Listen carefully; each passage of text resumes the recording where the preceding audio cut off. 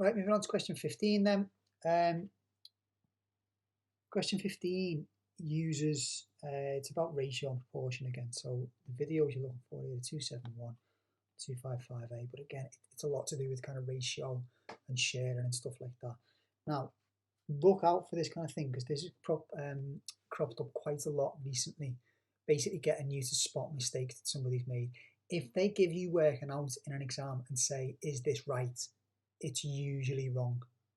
So the best thing to do is to try and ask yourself, what would I do to solve this problem?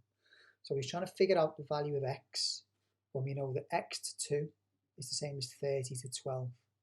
And what he's saying is, well, there's a difference of 18 between these two, so that one must be 20. Why is he wrong? Well, the reason he's wrong is because ratios do not work like this, okay? They work using multiplication and division, not addition and subtraction. What he should have done really there was divided this by 6. Divided both of them by 6. So that then turns into a 2 there. And the 30 would turn into a 5. So the x should be 5. So you've got to say something there like it works by multiplying or dividing, not adding or subtracting. Or a way to kind of sort of show that he's done that is just get the right answer yourself. So if you're ever struggling to kind of explain, and it's quite a tricky thing to do that, I suppose, that's basically what a teacher does, isn't it? He tells you, we tell you what you've done wrong. If you are struggling to sort of articulate that in words, in a sentence or something like that, that doesn't have to be a proper sentence, obviously there, that isn't a proper sentence, the English there is terrible, but it conveys to the examiner that I know that you shouldn't be taking away 18 from these two and using that to get your answer.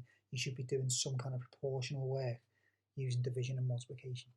Okay, and remember it's only worth 1 mark there as well, so it's not like you have to do tons and tons and tons, you just have to spot what he's done wrong. Right, part B. This is 255. It's a unitary method. This it's quite, once you spot how to do these kind of things, they're quite easy. Factory production line makes 275,000 cans of drink in 5 hours. That is where we're going to start from in a sec.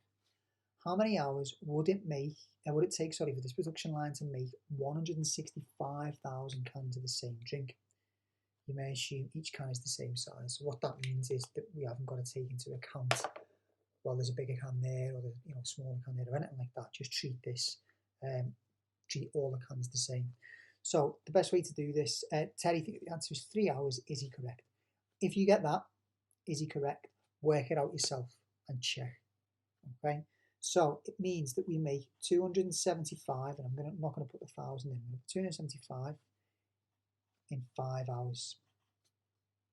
So what we can do with this is if I divide by 5, effectively that's like a ratio, 275 to 5. If I divide both sides of this by 5, it will tell me how many I make in 1 hour.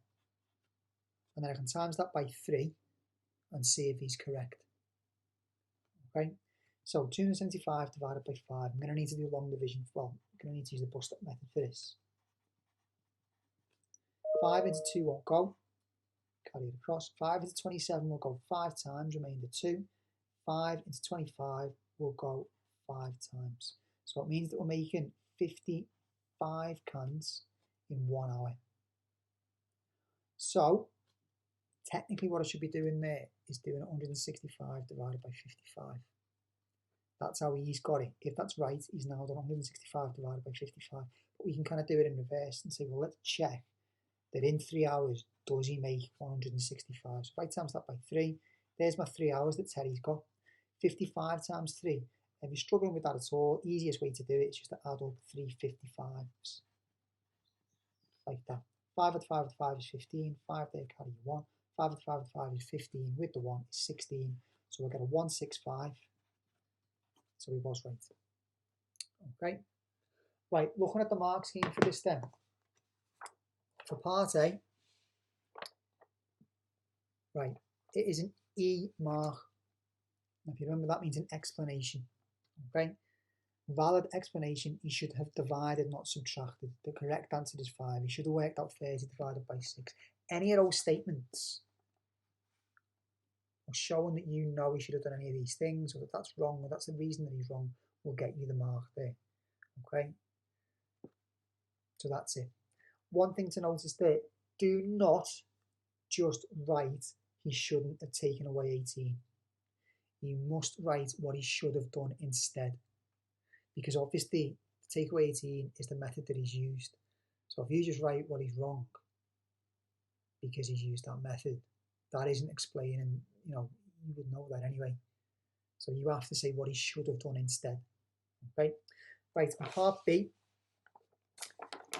you're getting 2 independent marks here. Okay, so dividing by 5, which is what we've done to get the 55, and then times by 3 to get this. Or, as I said before, you can do the 165 divided by 3 if you want to, or the 165 divided by 5, and then saying yes. Okay, so those are your 2 marks there. And that's question 15 done.